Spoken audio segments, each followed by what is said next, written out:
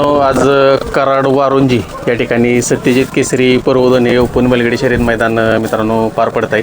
आणि या मैदानाच्या सेमीफायनल 4मध्ये आपल्याला सुंदर असा आपला घरचा साज पळताना दिसला तो म्हणजे आपला सर्वांचा आवडता रुस्तम हिंदकेसरी बकासूर आणि दुर्गा ही गाडी मित्रांनो सेमीफायनल 4मध्ये कडनं पळून सेमी पास करून फायनलसाठी पात्र आहे.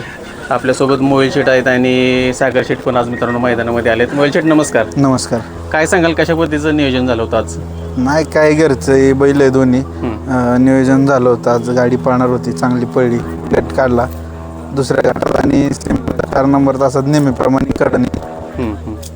मोहिल शेट काय आहे की प्रत्येककडेच का लागते करायला लागते नेहमीप्रमाणे एक फेरा कडनी पळायचा. सगळ्यांना एकच प्रश्न आहे की आज बकासूर सेमीला का नाही पळाला, तर तुम्ही सांगा थोडीशी माहिती. सेमीला पळाला, फायनलला नाही. फायनलला पळाला सॉरी.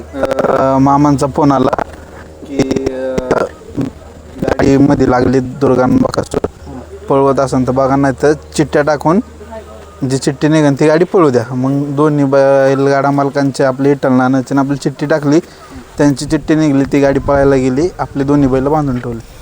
मोहिल शेट आता प्रत्येक मैदानामध्ये ज्या पद्धतीने आपण म्हणतो की बकासूरच्या नशिबी बऱ्याच वेळा कड आलेली आहे आणि जरी कड जरी आली तरी त्यानं ते प्रत्येक मैदानामध्ये तो सिद्ध करत आला आहे. आज पण दोन सुंदर असा पळ दाखवला आहे. दुर्गानं देखील तेवढीच साथ दिली आणि ही गाडी पण सुंदर अशी पळते. त्यानं फायनलचा गुलाल मिळवून दिला आहे. काय सांगाल? नाही, दोन्ही बैल काय घरची. आता एक बैल नाही, सगळीचे कुठली पण गाड्या कधी पण घरच्या पळतात अचानक. एक मनामध्ये निर्धास्तपण असतं तुमची ज्यावेळेस घरची गाडी पळते तुमची, कारण बाब्या झाला, दुर्गा झाला, अप्रतिम जोडी बकासूर सोबत पळते. काय सांगाल त्यावेळेस? नाही, आता कसं आहे, दोन्ही तिन्ही बैलांवरती विश्वास आहे. हे गाडी जेव्हा पळतात तेव्हा नक्कीच काहीतरी करून दाखवतात दोन्ही पण बैल. बाब्या असन, दुर्गा असन, बकासूर असन, गोकुळ असन, हे गाड्या पळल्या की जेव्हा पळल्यात तेव्हा नंबरच केलं. सागर शेट यांच्याविषयी काय सांगाल? सागर शेट दिलदार मनाचा राजा माणूस आहे. ते बोलत नाही जास्त, पण रॉयल माणूस आहे. ड्रायव्हर बद्दल काय सांगाल? आज सेमी कडन होता आणि एक सगळ्यांची उत्सुकता लागलेली की बकासूर कडन होता, परंतु काय गाडी खेचली ड्रायव्हर बद्दल काय सांगाल? नाही, ड्रायव्हरला रात्री सांगितलं, ड्रायव्हरला सकाळी टेम्पोत टाकून आणला होता. म्हणलो गाडी आणायची, चल जायला लागते. सकाळी हवेला येऊन थांबला होता, टेम्पोत टाकून आणला. फक्त ड्रायव्हरांशी पण आपण मगाशी चर्चा केली, मुलाखत घेतली, त्यावेळेस पण ते म्हटले की एक मोबाईल शीटचा फक्त एक फोन आला की बाबा आज मैदानावर यायला लागतंय फक्त बकासूरच्यासाठी आणि दुर्गासाठी इथपर्यंत आलेत. आणि त्यांच्या ड्रायव्हिंगमध्ये एक वेगळे पण मोबाईल शीट तुम्हाला काय जाणवत आहे? नाही, गाडी चांगला आणता आणि मग आता प्रत्येक मैदानात फायनलला असतो ड्रायव्हर. आता आज पण आहे आणि सोबत बैलगाडी क्षेत्रात पण आहे. मोहिल शेट आज सागर शेट बऱ्याच दिवसानंतर मैदानात आलेत, पण कुठंतरी मैदानात आले पण बैलांनी नाराज केलं नाही, फायनलचा गुलाल दिला. बैलांना माहिती होतं सागर शेट येणार आहे म्हणून दोन्ही बैलांनी हाती तटीच्या लढतीमध्ये निकाल घेतला. मोहिल शेट काय नातं आहे हो तुमचं? म्हणजे ज्यावेळेस गोट्यावरती दोघं एकत्र असतं त्यावेळेस काय म्हणजे तुमच्यातला संवाद, म्हणजे तो संवाद काय असतो? म्हणजे काय एक म्हणजे कोणाला न समजणारा विषय आणि ते कोणाला कळणार पण नाही. आजचा सलग 6वा गुलाल आहे, काय सांगाल? नाही, बैलात आपल्या दमक आहे कुठून. आता प्रत्येक मैदानात कडेने पळून आपण फायनलला पात्र होतोय आणि आज 100% काहीतरी इतिहास करायचा होता, पण परत थोडी नशिबाने नाही साथ दिली. त्यामुळे भाऊ पुढल्या मैदानात 100% काहीतरी नवीन इतिहास दिसन. एक खासियत आहे त्याची सुट्टीला, जसं सोने पण मगाशी म्हटलं, जरा थोडीशी लेट सुटली जरा, पण निकाल रेषेच्या समोर म्हणजे निकाल रेषेच्या इथं जेव्हा निकाल रेष 100 फूट पल्ला राहिलेला असतो तेव्हा त्याचं स्पीड डबल करतो. नाही, दोन्ही बैल निकालाला हावरे, दुर्गा बैल निकालात हावर आहे. त्यामुळे आता प्रत्येक मैदानात बघतोय निकाल रेस दिसले की दोन्ही बैल अशी गप दिसाने घुसतात. गाडी मागं पळत होती 1-1.5 टांग्यानी, पण निकालात गाडी घुसली लेट सुटून सुद्धा.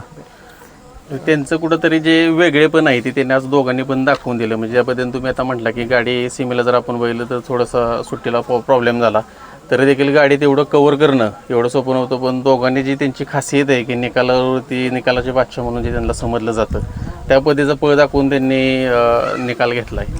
नाही काय, तर बैल पळले की सगळं सिद्ध होतं. दादा बकासूरकडे जेव्हा पाहता त्यावेळेस कुठेतरी पूर्वजांची पण पुण्य म्हणावं लागेल. काय सांगाल त्याविषयी? ना हाय आता सगळ्या गोष्टी मीडिया पुढे सांगताना येत, त्यामुळं सागर शेठ बद्दल काय सांगाल? कारण की सगळ्या महाडाचे ते सुद्धा लाडके आहेत. आहे की त्यांचं बाकासूरवरती खूप प्रेम आहे आणि जिथं ते मग इकडं ते आले की नक्कीच मैदानात येतात बाकासूर असले की. सागर शेठ यांना बोलत नाही पण सागर शेठ काय सांगाल बकासूर आज समोर आहे मित्रांनो बोलत नाही जास्त काही camera मित्रांनो भावनिक क्षण असतात किंवा एक आपण म्हणतो की एक विजय जो आपला आनंदाश्रू देऊन जातो किंवा असं काही गोष्टी असतात. पण त्यांची इच्छा जी होती ती आज बैलांनी पूर्ण करून दिली. म्हणजे ते मैदानात आले आणि गुलाल मिळवून दिला ह्यातच सर्व काही आणि ते त्यांच्या भावना सांगून जातात.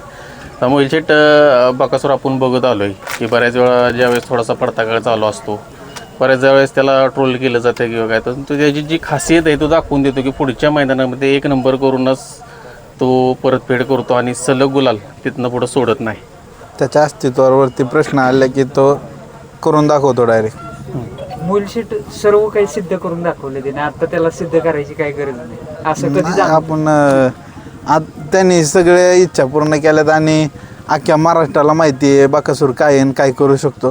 त्यामुळे आपण सांगण्यापेक्षा 14 देशात बाहेर जे बकासूरचे फॅन असतात बैलगाडा मालक असतात तेच सांगतात की बकासूर काय आहे. त्यामुळे आपण सांगून काय अर्थ नाही. बाहेरून जे ऐकतो आपण त्यातच आपलं मन लय समाधानी.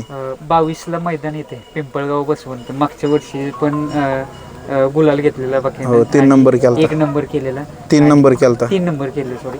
आणि यावेळेस पण कसं काय नियोजन असणार दिसणार? बघू ना आता मामन काय म्हणतात तसं कळेल आता उद्या घरी गेल्यावरती. ज्यावेळेस इथं तुम्ही गुलाल घेता मामा इथं उपस्थित नसतात, मामांचा काय आनंद असतो घरी?